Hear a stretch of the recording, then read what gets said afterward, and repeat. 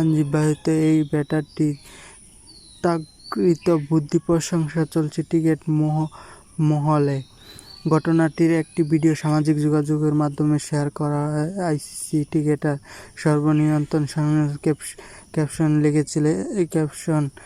ক্যাপশনে লিখেছেন পর্যাপ্ত দুর্দান্ত চিন্তা।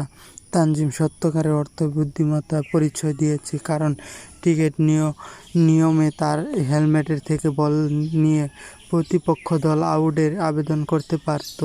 তানজিম সে সুযোগ দেয়নি। পরে কানেকশন পরীক্ষার উত্তরে গেছে তিনি।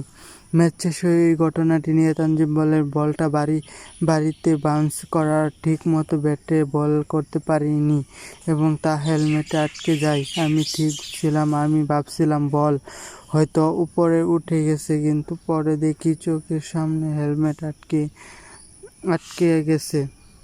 আটকে আছে। ওই সময় আমি ভাবলাম প্রতিপক্ষ দলের কেউ হয়তো বল ধরে আবেদন করতে পারে, তাই হেলমেটটি মাটিতে রেখে তানজিম এদিকে ব্যাট হাতে